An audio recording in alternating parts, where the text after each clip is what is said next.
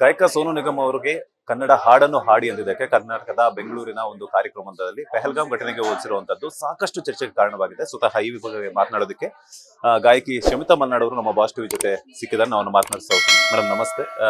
ಈಗಾಗಲೇ ಸಾಕಷ್ಟು ನಾಲ್ಕೈದು ದಿನಗಳಿಂದ ಸಾಕಷ್ಟು ಚರ್ಚೆ ಆಗ್ತಾ ಇದೆ.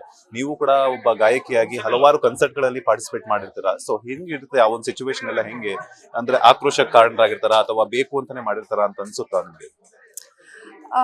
ಇಲ್ಲ, ಒಬ್ಬ ಗಾಯಕಿಯಾಗಿ ಒಬ್ಬ ಸಂಯೋಜಕಿಯಾಗಿ ನನಗೆ ಈ ರೀತಿಯಾದಂಥ ಬಹಳಷ್ಟು ಅನುಭವಗಳಾಗಿದೆ. ಎಲ್ಲರಿಗೂ ಆಗಿರುತ್ತೆ, ಪ್ರತಿ ಕಾರ್ಯಕ್ರಮದಲ್ಲೂ ಆಗುತ್ತೆ. ಯಾಕೆಂದ್ರೆ ಒಬ್ರಿಗೊಬ್ಬ ಗಾಯಕನ್ ಬೇಕಾಗಿರುತ್ತೆ, ಒಬ್ರಿಗೊಬ್ಬ ಹೀರೋದ್ ಬೇಕಾಗಿರುತ್ತೆ, ಹೀರೋಯಿನ್ ಬೇಕಾಗಿರುತ್ತೆ. ಕಂಟಿನ್ಯೂಸ್ ಆಗಿ ಹಾಡಿ ಅಂತ ಹೇಳ್ತಾರೆ, ಅವ್ರದೇ ಹಾಡಿ ಅಂತ ಗಲಾಟೆ ಮಾಡೋದಿರುತ್ತೆ. ಬಟ್ ಅವಾಗ ನಾವು ಹೇಗೆ ಹ್ಯಾಂಡಲ್ ಮಾಡ್ತೀವಿ ಅನ್ನೋದು ನಮ್ಮ ಅನುಭವ ಬಿಟ್ಟದ್ದು. ಒಬ್ಬ ಅನುಭವಿ ಗಾಯಕರಾಗಿ ನಾವು ಅವ್ರನ್ನ ಹೇಗೆ ಹ್ಯಾಂಡಲ್ ಮಾಡ್ಬೇಕು. ಹೊಸಬ್ರೇನಲ್ಲ, ಎಷ್ಟೋ ಸಾವಿರಾರು ಕಾರ್ಯಕ್ರಮಗಳನ್ನ ಮಾಡಿರೋರು. ಸೊ ಬಹುಶಃ ಸ್ವಲ್ಪ ತಾಳ್ಮೆಯಿಂದ ಅವ್ರನ್ನ ಹ್ಯಾಂಡಲ್ ಮಾಡ್ಬೋದಾಗಿತ್ತು. ಸ್ವಲ್ಪ ಪ್ರೀತಿಯಿಂದ ಖಂಡಿತ ಹಾಡೋಣ ಅಂತ ಒಂದೆರಡು ಸಾಂಗ್ ಆದ್ಮೇಲೆ ಹಾಡ್ತೀನಿ ಅಂತ ಹೇಳ್ಬಿಟ್ಟಿದ್ರೆ ಅಲ್ಲಿ ಮುಗ್ದೋಗ್ತಾ ಇತ್ತು, ಇಷ್ಟು ದೊಡ್ಡ ಇಶ್ಯೂ ಆಗ್ತಾ ಇರಲಿಲ್ಲ. ಬಟ್ ಯಾವುದೋ ಒಂದು ಸ್ಟ್ರೆಸ್ ಅಲ್ಲಿ, ಯಾವುದೋ ಒಂದು ಮಾತಿನ ಭರದಲ್ಲಿ ಅವ್ರು ಹೇಳಿದ್ದಾರೆ ಅಂತಾನೆ ಅನ್ಕೊಳ್ಳೋಣ. ಹೇಳಿದ ಮೇಲೆ ಇಷ್ಟೆಲ್ಲ ವಿಷಯಗಳಾದ ಮೇಲೆ ಬಹುಶಃ ಅವರಿಗೆ ಅದರ ಅರಿವು ಆಗಿರ್ಬೇಕಾಗಿತ್ತು. ಅವರು ಎರಡನೇ ವಿಡಿಯೋ ಮಾಡಿದಾಗ್ಲೂ ಅದ್ರ ಬಗ್ಗೆ ಅವರು ಸಾರಿ ಕೇಳಿಲ್ಲ. ಅವ್ರು ಅದನ್ನ ಪ್ರತಿಪಾದಿಸಿದ್ದಾರೆ, ನಾನು ಯಾಕೆ ಹೇಳಿದೆ ಅಂತ ಹೇಳಿದ್ದಾರೆ ಹೊರತು ಹೇಳ್ಬಾರ್ದಾಗಿತ್ತು ಅಂತ ಅವ್ರು ಹೇಳಿಲ್ಲ. ಸೊ ಬಹಳ ವ್ಯತ್ಯಾಸ ಇದೆ. ಹಾಗಾಗಿ ಖಂಡಿತ ನೋವಾಗಿದೆ. ಒಬ್ಬ ಮ್ಯೂಸಿಕ್ ಡೈರೆಕ್ಟರ್ ಆಗಿ, ಸಿಂಗರ್ ಆಗಿ ನನ್ಗೆ ತುಂಬಾನೇ ಬೇಜಾರಿದೆ ಈ ವಿಷಯದಲ್ಲಿ. ಖಂಡಿಸ್ಲೇಬೇಕಾದಂಥ ವಿಷಯ. ಕನ್ನಡ ನಮ್ದು, ಕನ್ನಡ ನಾಡು ನಮ್ದು. ಸೊ ಕನ್ನಡದಲ್ಲಿ ಅನ್ನ ತಿಂದಿದ್ದೀವಿ, ಅವರು ತಿಂದಿದ್ದಾರೆ. ಹಾಗಾಗಿ ಕ್ಷಮೆ ಕೇಳೋದ್ರಲ್ಲಿ ಏನು ತಪ್ಪಿಲ್ಲ. ಇನ್ನೂ ದೊಡ್ಡವರಾಗ್ತಾರೆ ಅಷ್ಟೇ ಅಲ್ವಾ.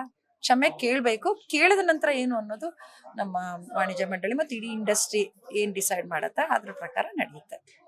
ಮೇಡಮ್, ಈಗಾಗಲೇ ಚರ್ಚೆ ಆಗ್ತಿರುವಂತ ವಿಷಯಕ್ಕೆ ಸಂಬಂಧಪಟ್ಟಂತೆ ನೀವು ಹೇಳ್ತಾ ಇದ್ರಿ ಕ್ಷಮೆ ಕೇಳಬೇಕು ಅನ್ನೋಂಥದ್ದು. ಬಟ್ ಅವರು ಒಂದೆರಡು ಮೂರು ವಿಡಿಯೋಗಳನ್ನ ಮಾಡಿದಾಗಲೂ ಕೂಡ ಕ್ಷಮೆ ಕೇಳಿಲ್ಲ. ಯಾರೋ ಒಂದು 4 ಜನ ಗೂಂಡಾ ವರ್ತನೆಯನ್ನ ಮಾಡಿದ್ರು ಅನ್ನುವಂಥದ್ದು ಒಬ್ಬ ಕನ್ನಡಿಗ, ಅದು ಕರ್ನಾಟಕದಲ್ಲಿ ನಡೀತಿರುವಂತಹ ಕಾರ್ಯಕ್ರಮದಲ್ಲಿ ಕನ್ನಡ ಹಾಡನ್ನು ಹೇಳಿ ಅನ್ನೋದು ಕನ್ನಡಿಗರ ಕರ್ತವ್ಯ ಆಗುತ್ತೆ. ಬಿಕಾಸ್ ಅದಕ್ಕೆ ನಾವು ಪೇ ಮಾಡಿರ್ತೀವಿ.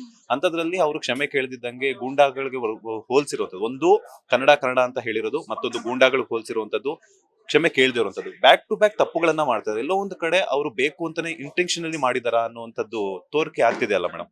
ನಾ ಬೇಕು ಅಂತಾನೆ ಅಂತ ಅಲ್ಲ, ಇಲ್ಲಿ ಏನಾಗುತ್ತೆ, ನಾನ್ ಮಾಡಿದ್ ಸರಿ ಅಂತ, ನಾನು ತಪ್ಪು ಮಾಡಿಲ್ಲ ಅಂತ ಅಷ್ಟೇ. ಇಲ್ಲಿ ಬೇಕು ಅಂತ ಮಾಡೋ ವಿಷಯ ಬರಲ್ಲ. ಅಲ್ಲಿ ಅವ್ರಿಗೆ ಅನ್ಸಿದೆ ನಾನು ತಪ್ಪು ಮಾಡಿಲ್ಲ, ನಾನು ಹಂಗೆ ಮಾಡಿಲ್ಲ ಅಂತ. ಅಂದ್ರೆ ಗೂಂಡಾಗಳು ಅಂತ ಹೇಳಿರೋದು ಕೂಡ ತಪ್ಪಾಗತ್ತೆ. ಯಾಕೆಂದ್ರೆ ಕನ್ನಡದ ಒಂದು ಪ್ರೀತಿ ಇರೋರೇ ಕೂಗೋದು, ಕನ್ನಡ ಹಾಡಿ ಅಂತ ಜೋರಾಗಿ ಕೂಗಿರ್ಬೋದು. ಸ್ವಲ್ಪ ಅವ್ರಿಗೆ ಅನ್ಸಿರ್ಬೋದು ಅದು ಅತಿರೇಕ ಅಂತ. ಬಟ್ ಆ ವರ್ತನೆ ನೀವು ಸರಿ ಮಾಡ್ಬೋದು. ನಾವು ಮೇಲಿದ್ದೀವಿ, ಅವ್ರು ಕೆಳಗಡೆ ಇದ್ದಾರೆ, ಕೇಳ್ತಿದ್ದಾರೆ. ನಾವು ಮೇಲಿರೋರು ಅವ್ರನ್ನ ಸಂಧಾನ ಮಾಡುವಂತ ಎಲ್ಲ ಚಾನ್ಸಸ್ ಇರತ್ತೆ. ಒಂದೆರಡು ಲೈನ್ ಅಲ್ಲೇ ಹಾಡ್ಬಿಟ್ಟಿದ್ರೆ, ಮುಂಗಾರು ಮಳೆ ಸಾಂಗ್ ಅಲ್ಲಿಗೆ ಅವ್ರ ಪ್ರೀತಿ ಸಿಕ್ಬಿಡುತ್ತೆ. ಯಾರು ದ್ವೇಷ ಮಾಡಲ್ಲ ಅವ್ರನ್ನ ಅಲ್ವಾ. ಸೊ ಅದನ್ನ ಹ್ಯಾಂಡ್ಲ್ ಮಾಡಿದ ರೀತಿ ತಪ್ಪು ಅಂತ ನನ್ಗೆ ಅನ್ಸುತ್ತೆ. SPB ಬಾಲಸುಬ್ರಹ್ಮಣ್ಯಂ ಸರ್ ಆದ ನಂತರ ಬಹುಶಃ ಕನ್ನಡಿಗರು ಸೋನು ನಿಗಮ್ ಅವರಿಗೆ, ಅಂದ್ರೆ ಪರಭಾಷೆಗಳಿಂದ ಬಂದಿದ್ದಂತಹ ಗಾಯಕರಿಗೆ ಸೋನು ನಿಗಮ್ ಅವರಿಗೆ ಮಣೆ ಹಾಕಿರುವಂತದ್ದು. ಸುಮಾರು 900ಕ್ಕೂ ಅಧಿಕ ಸಾಂಗ್ಸ್ ಅನ್ನ ಹಾಡಿದ್ದಾರೆ ಕನ್ನಡ ಚಿತ್ರರಂಗದಲ್ಲಿ. ಎಲ್ಲೋ ಒಂದ್ ಕಡೆ SPB ಸರ್ ಹೇಳ್ತಾರೆ, ತೆಲುಗು ಒಂದು ಮಾಧ್ಯಮದಲ್ಲಿ ನಾನು ಹುಟ್ಟಿದ್ರೆ ನೆಕ್ಸ್ಟ್ ಕನ್ನಡ ನಾಡಲ್ಲಿ ಹುಟ್ಟಬೇಕು ಅನ್ನೋಂಥದ್ದು. ಅಂತ ಅವರು ಬತ್ತಳಿಕೆಯಲ್ಲಿ ಬೆಳೆದು ಬಂದಿರುವಂತಹ ಇವರು ಎಲ್ಲೋ ಒಂದ್ ಕಡೆ ಅವರನ್ನ ಎಲ್ಲಿ ಹೆಂಗೆ ಕನ್ನಡಿಗರನ್ನ ಗೌರವಿಸಬೇಕು ಅನ್ನುವಂಥದ್ದು ಎಲ್ಲೋ ಒಂದ್ ಕಡೆ ತಿಳ್ಕೊಳ್ಳೋದು ಎಡವಿದ್ದಾರೆ ಅಂತ ಅನ್ಸುತ್ತಲ್ಲ ಮೇಡಮ್? ಎಡವಿರೋದು ಹೌದು. SPB ಅವ್ರಿಗೆಲ್ಲ ನಾವು ಕೆಲವುದ್ರಲ್ಲಿ ಹೋಲಿಕೆಯನ್ನ ಯಾರಿಗೂ ಮಾಡಕ್ಕಾಗಲ್ಲ.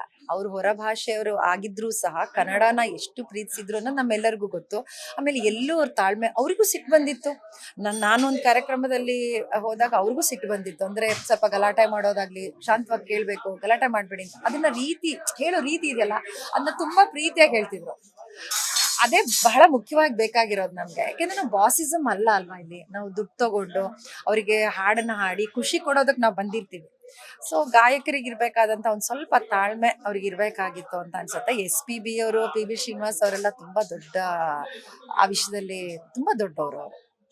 ಬ್ಯಾನ್ ಮಾಡುವಂತದ್ದು ವಿಚಾರ ಆಗಿರ್ಬೋದು. ಮುಂದಿನ ದಿನಗಳಲ್ಲಿ ಕರ್ನಾಟಕದಲ್ಲಿ ನಡೆಯುವಂತಹ ಒಂದಷ್ಟು ಕಾರ್ಯಕ್ರಮಗಳಲ್ಲಿ ಅವರ ಹಾಡುಗಾರಿಕೆ ಬೇಡ ಅನ್ನೋದಾಗಿರ್ಬೋದು, ಸಿನಿಮಾಗಳಲ್ಲಿ ಅವಕಾಶ ಕೊಡಬಾರ್ದು, ಒಂದಷ್ಟು ಮಾತುಕತೆ, ಅದ್ರ ಜೊತೆಗೆ ಕ್ಷಮಾಪಣೆ ಕೇಳಬೇಕು, ಬಂಧನ ಮಾಡಬೇಕು ಅನ್ನೋದು. ನೀವ್ ಏನ್ ಹೇಳ್ತೀರಾ ಗಾಯಕಿಯಾಗಿ? ಕ್ಷಮೆ ಕೇಳೋದ್ರಲ್ಲಿ ಏನ್ ತಪ್ಪಿದೆ ಸರ್? ಕ್ಷಮೆ ಕೇಳೋದ್ರಿಂದ ಪ್ರತಿಯೊಬ್ರು ದೊಡ್ಡವ್ರು ಆಗ್ತೀವಿ ಅಷ್ಟೇ. ಬಿಟ್ರೆ ನಾನ್ ಮಾಡಿ ತಪ್ಪು ಅಂತ ತಿದ್ಕೊಳ್ಳೋದ್ರಲ್ಲಿ ಏನೂ ತಪ್ಪಿಲ್ಲ. ಕ್ಷಮೆ ಕೇಳ್ಬೋದು, ಕ್ಷಮೆ ಕೇಳ್ಬೇಕು. ಯಾಕಂದ್ರೆ ನಾವೆಲ್ಲರೂ ಕೇಳ್ತಿರೋದು ಕನ್ನಡಿಗರು ಅವ್ರು ಮಾಡಿದ ತಪ್ಪು ಕ್ಷಮೆ ಕೇಳಬೇಕು ಅಂತ ಮೊದಲನೇದಾಗಿ. ಅದಾದ ನಂತರ ನಿಮ್ಮೆಲ್ಲರಿಗೂ ಗೊತ್ತಿರೋ ಹಾಗೆ ಚೇಂಬರ್ ಇದೆ, ಇಂಡಸ್ಟ್ರಿ ಅವರು ಡಿಸೈಡ್ ಮಾಡಿ, ನಾವು ತುಂಬಾ ಚಿಕ್ಕವರಾಗ್ತೀವಿ. ಆದ್ರೆ ನನ್ನ ಪರ್ಸನಲ್ ಇದೇನು ಅಂತಂದ್ರೆ, ನಾನೊಬ್ಬ ಅಭಿಮಾನಿಯಾಗಿ ಅವ್ರು ಮಾಡಿದ ತಪ್ಪು ಅಂತ ಬಹಳ ನೋವಾಗಿದೆ. ಮೊದಲಿಗೆ ನೋವು, ಆಮೇಲೆ ನಿಮ್ಗೆ ಸಿಟ್ಟು ಕೋಪ ಬರೋದಲ್ಲ. ಮೊದಲಿಗೆ ತುಂಬಾ ನೋವಾಗಿದೆ. ಆ ನೋವಿಗೆ ಅವರು ಮುಲಾಮ್ ಹಚ್ಚೋ ಕೆಲಸ ಮಾಡ್ಬೇಕು ಅನ್ನೋದು ನನ್ನ ಒಂದು ಪರ್ಸನಲ್ ಅಭಿಪ್ರಾಯ. ಇದನ್ನೆಲ್ಲ ಹೊರತುಪಡಿಸಿ ನೀವು ಕೂಡ ಅವ್ರ ಜೊತೆ ಹಲವಾರು ಕನ್ಸರ್ಟ್ ಗಳಲ್ಲಿ ಪಾರ್ಟಿಸಿಪೇಟ್ ಮಾಡಿರ್ತೀರ, ಹೆಂಗಿರ್ತಿದ್ರು ಆ ಟೈಮಲ್ಲಿ ಎಲ್ಲಾನು ಅಂತ? ಇಲ್ಲ, ಕಾನ್ಸರ್ಟ್ ನಾನು ಒಟ್ಟಿಗೆ ಮಾಡಿಲ್ಲ. ಅವರ ಕಾನ್ಸರ್ಟ್ ಆದ್ಮೇಲೆ ಯುವ ದಸರಾದಲ್ಲಿ ನಂದು ಕಾರ್ಯಕ್ರಮ ಆಯ್ತು. ಅದು ಬಿಟ್ರೆ ಬೇರೆ ಯಾವುದೇ ತರದಲ್ಲಿ ನಮ್ಗೆ ಸ್ಟೇಜ್ ಅಲ್ಲಿ ಅವರು ಪರಿಚಯ ಇಲ್ಲ. ಬಟ್ ನಾನು ಕೇಳಿದ ಮಟ್ಟಿಗೆ ತುಂಬಾ ಒಳ್ಳೆ ಮನುಷ್ಯನೇ, ತುಂಬಾ ಚೆನ್ನಾಗಿ ಹಾಡ್ತಾರೆ. ಹಾಡೋ ವಿಷಯದಲ್ಲಂತೂ ಬಿಡಿ, ಈಸ್ ಅ ಲೆಜೆಂಡ್.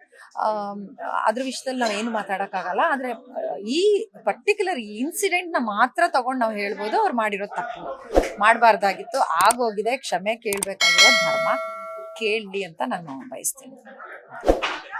ಇದಾಗಿತ್ತು ಗಾಯಕಿ ಶಮಿತಾ ಮಲ್ನಾಡ್ ಅವರ ಮಾತು. ಕ್ಯಾಮರಾ ಪರ್ಸನ್ ರಾಘವೇಂದ್ರ ಸ್ವಾಮಿ ಜೊತೆ ಮಂಜುನಾಥ್ ಶ್ರೀನಿವಾಸ್, ಬಾಸ್ ಟಿವಿ ಕನ್ನಡ, ಬೆಂಗಳೂರು.